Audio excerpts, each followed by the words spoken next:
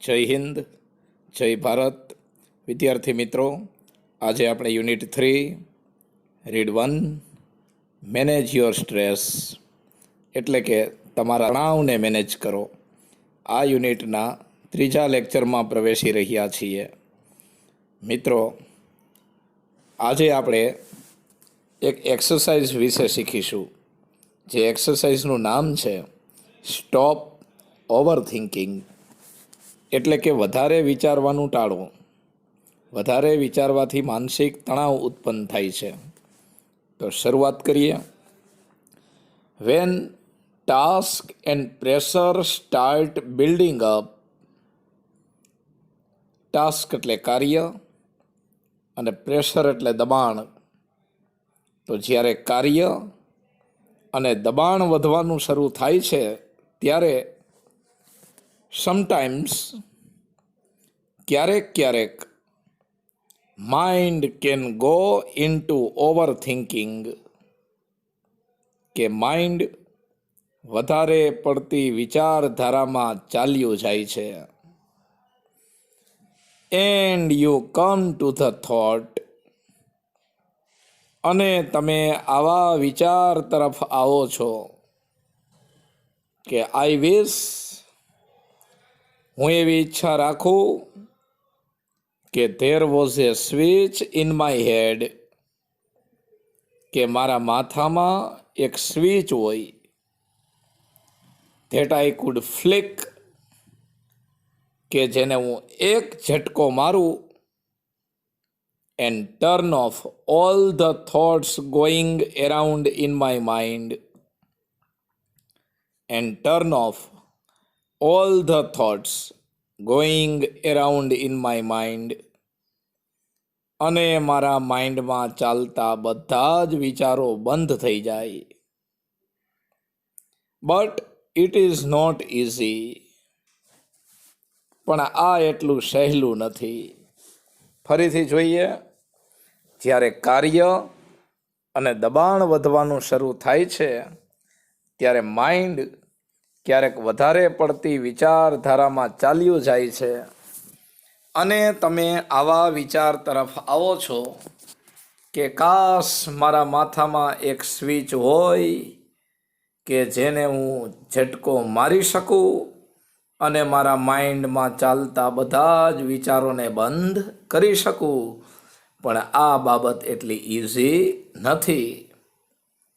તો there is a technique to help yourself during the problem of overthinking.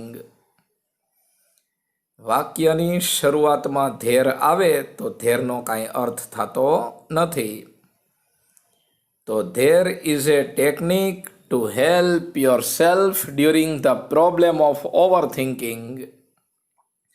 ઉલટેથી, તો વધારે પડતી વિચારધારાની સમસ્યા દરમિયાન પોતાની જાતને મદદ કરવાની પણ એક ટેકનિક છે.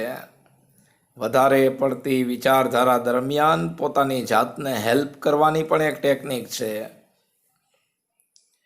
સે to your self repeatedly during the day. Repeatedly એટલે વારંવાર અથવા ફરી વાર. સે to your self repeatedly during the day.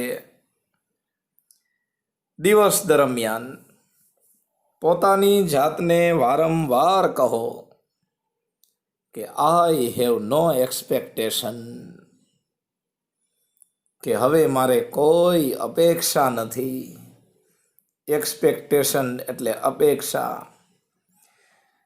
હવે મારે કોઈ અપેક્ષા નથી. And I will deal with whatever happens when it happens. Whatever happens when it happens. જે કાંઈ ઘટના બને છે, જ્યારે ક્યારેય એ ઘટના બને છે, એ ઘટના સાથે હું ડીલ કરી લઈશ. દિવસ દરમિયાન વારે પોતાની જાતને કહો કે હવે મારે કોઈ અપેક્ષા નથી. જે કાંઈ ઘટના બને છે, જ્યારે ક્યારેય બને છે, એ ઘટનાને હું સંભાળી લઈશ. When you think about a stressful day,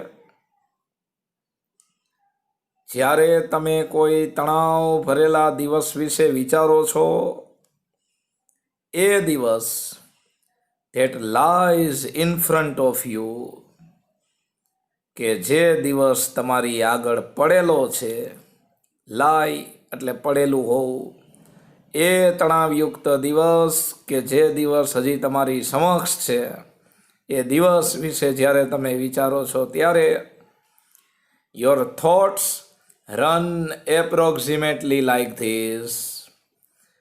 Approximately એટલે લગભગ. જ્યારે તમે એ તણાવયુક્ત દિવસ કે જે તમારી સમક્ષ પડેલો છે એ તણાવયુક્ત દિવસ વિશે વિચારો છો ત્યારે તમારા વિચારો લગભગ આ પ્રમાણે ચાલે છે. ઓ માય ગોડ, હે ભગવાન, I have so much to do. મારે કેટલું બધું કાર્ય કરવાનું છે. I must do X and Y and Z. મારે એક્સ નામનું કાર્ય કરવું પડશે, વાય નામનું કાર્ય કરવું પડશે, ઝેડ નામનું કાર્ય કરવું પડશે. એન્ડ આફ્ટર ધેટ, અને એ પછી A and B needs to get sorted out. એ પછી એ અને બી નામના કાર્યોને છૂટા પાડવાની પણ જરૂર છે. સોર્ટ આઉટ એટલે છૂટું પાડવું. આઈ ડોન્ટ નો, ખબર નથી કે how I am going to do it all. ખબર નથી કે આ બધાય કાર્ય હું કેવી રીતે કરવાનો છું. Even I will not have time to it. ત્યાં સુધી કે મારી પાસે ખાવાનો પણ સમય રહેશે નહીં. સવારમાં જ્યારે તમે કોઈ તણાવયુક્ત દિવસ વિશે વિચારો છો, એ દિવસ કે જે હજી તમારે પસાર કરવાનો બાકી છે, ત્યારે તમારા વિચારો આવી રીતે ચાલે છે કે ઓહ માય ગોડ, કેટલું બધું કામ કરવાનું છે. ખબર નથી કે કઈ રીતે આ બધા કાર્યો દિવસના અંતે પૂર્ણ થશે. ઇવન આજે તો ખાવાનો પણ ટાઈમ રહેશે નહીં. બેઝિકલી, મૂળભૂત રીતે, the day has not even started. મૂળભૂત રીતે હજી દિવસની તો શરૂઆત પણ નથી થઈ. But you are already in a tizz. Tizz એટલે તણાવને પરિણામે થતી ગભરાહટ. મૂળભૂત રીતે દિવસની તો શરૂઆત પણ નથી થઈ. But you are already in a tease. પણ તમે અગાઉથી ગભરાહટમાં છો. તમે તો અગાઉથી ગભરાઈ ગયા છો. What is happening? વોટ એનો એક અર્થ જે પણ થાય. અને આ વાક્યમાં વોટ ઇઝ હેપનિંગ એ વાક્યનો કર્તા છે. તો વોટ ઇઝ હેપનિંગ, જે બનાવ બની રહ્યો છે, ઇઝ ધેટ, એ છે કે તમારી સાથે જે ઘટના બની રહી છે એ ઘટના એ છે કે your mind is racing ahead of you. Ahead એટલે આગળ. હકીકતે તમારી સાથે જે ઘટના બની રહી છે એ છે કે your mind is racing ahead of you. કે તમારું માઇન્ડ તમારી આગળ ચાલી રહ્યું છે. તમારું માઇન્ડ તમારી સાથે હરીફાઈ લગાવી રહ્યું છે. And your mind is anticipating. અને તમારું માઇન્ડ એવી અપેક્ષા રાખી રહ્યું છે. એન્ટિસિપેટ એટલે અપેક્ષા રાખવી. અને તમારું માઇન્ડ એવી અપેક્ષા રાખી રહ્યું છે કે how tired and stressed you will feel. કે તમે કેટલો થાક અને તણાવ અનુભવશો. once you have completed all the task ahead, એક વખત તમે આગળના બધા જ કાર્યો પૂર્ણ કરી લ્યો પછી, એક વખત દિવસ દરમિયાનના બધા જ કાર્ય પૂર્ણ કરી લ્યો પછી તમે કેટલો તણાવ અનુભવશો, કેટલો થાક અનુભવશો એવું તમારું માઇન્ડ અગાઉથી અપેક્ષા રાખી રહ્યું છે. ધીઝ ફ્રાન્ટિક થોટ્સ, આ ઉગ્ર વિચારો, સ્ટાર્ટ વીકનિંગ યોર એનર્જી, એ તમારી ઉર્જાને નબળી પાડવાનું શરૂ કરે છે. વીકન એટલે નબળું પાડવું. આવા વિચારો જ તમારી ઉર્જાને નબળી પાડે છે. એન્ડ એઝ એ રિઝલ્ટ, અને પરિણામ સ્વરૂપે, you are entering into A busy day with half of your energy. પરિણામ સ્વરૂપે you are entering into A busy day, તમે એક વ્યસ્ત દિવસમાં પ્રવેશ કરી રહ્યા છો with half of your normal energy, તમારી અડધી ઉર્જા સાથે. તમારી અડધી ઉર્જા સાથે તમે દિવસની શરૂઆત કરો છો. અડધી ઉર્જા તો તમે ખોટા વિચાર કરવામાં જ વાપરી નાખી. ધેન એ પછી when you end up shattered at the end of the day, shattered એટલે થાકેલું. એ પછી when you end up shattered at the end of the day, એ પછી જ્યારે તમે દિવસનો અંત થાક સાથે લાવો છો ત્યારે you seem to have proved, seem એટલે લાગવું અથવા દેખાવું. પછી જ્યારે તમે દિવસનો અંત થાક સાથે લાવો છો ત્યારે you seemed to have proved, તમે એવું સાબિત કરતા હોય એવું લાગે છે કે યુ વેર રાઇટ, તમે સાચા હતા. યુ હેડ એ ડ્રેડફુલ ડે, તમારે ખરેખર એક ભયંકર દિવસ હતો. એન્ડ યુ ફીલ ફિઝિકલી ડ્રેઇનેડ, અને તમે શારીરિક રીતે થાક અનુભવો છો. ડ્રેઇનેડ એટલે થાકેલા. દિવસનો અંત આવે ત્યારે પાછું તમે પોતાની જાતને સાચી માનો છો. તમે એવું વિચારો છો કે આજે સવારે મેં એવું વિચારેલું હતું કે આજનો દિવસ બહુ વ્યસ્ત રહેશે, ખાવાનો ટાઈમ રહેશે નહીં, સાંજ પડશે ત્યાં થાકી જશું, અને ખરેખર એવું જ થયું કે ભયંકર દિવસ હતો, થકાઈ ગયું. પણ હકીકતે તમારા આ બધા વિચાર ખોટા છે, કારણ કે તમે તમારી અડધી ઉર્જા તો સવારે વિચાર કરવામાં જ વાપરી નાખેલી હતી. In order to have the maximum energy available at the start of a busy day, in order to જેનો અર્થ થાય ના હેતુથી, અને in order to પછીનો શબ્દ હંમેશા ક્રિયાપદનું મૂળ રૂપ જ હોય.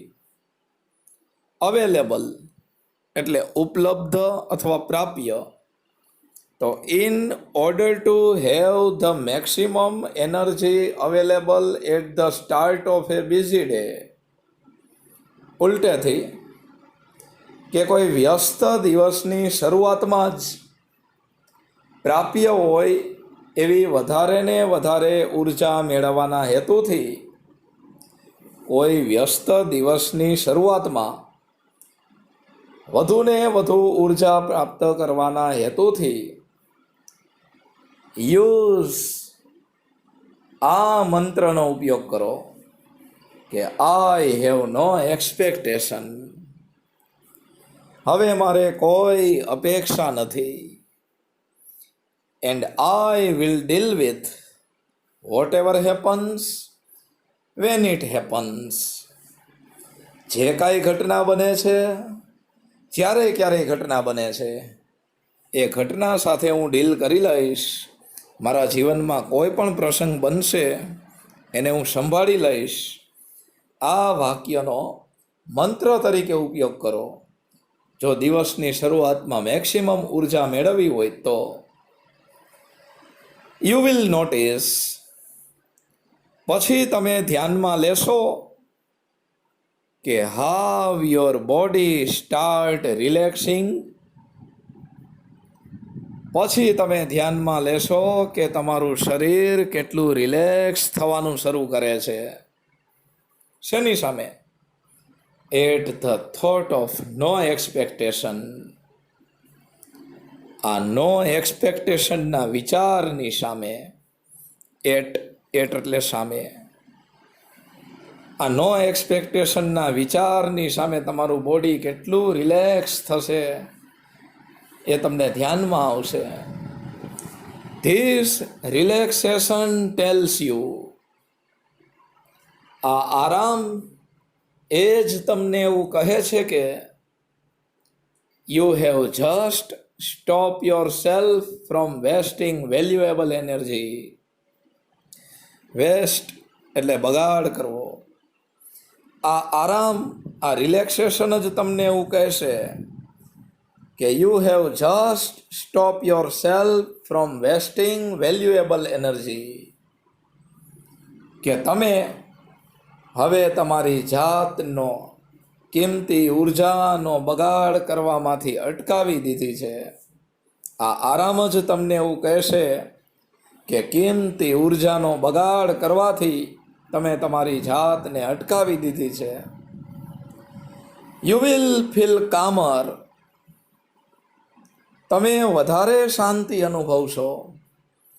કામ એટલે શાંતિ, પણ એનું કમ્પેરેટિવ ડિગ્રીનું ફોર્મ આપેલું છે calmer. You will feel calmer. તમે વધારે શાંતિ અનુભવશો. મેન્ટલી એન્ડ ઇમોશનલી, માનસિક રીતે અને લાગણીશીલ રીતે. એઝ એ કોન્સિક્વન્સ, પરિણામ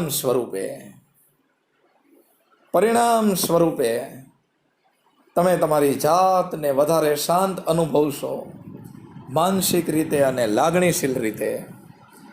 મિત્રો, સ્ટોપ ઓવર થિંકિંગ એટલે કે વધારે પડતું વિચારવાનું ટાળો. આ એક્સરસાઇઝ અહીંયા આપણે પૂર્ણ કરીએ. આશા રાખું કે આ એક્સરસાઇઝ તમારો તણાવ દૂર કરવામાં અને આ પાઠ વિશે શીખવામાં તમને ખૂબ ઉપયોગી સાબિત થશે. ઘણા બધા મિત્રોને એવી ટેવ હોય છે કે નાની નાની બાબતોમાં મોટું મોટું ટેન્શન લેતા હોય છે, પણ દરેક પરિસ્થિતિ આપણે કંટ્રોલ ન કરી શકીએ તો જે થતું હોય એને થવા દો. Thank you.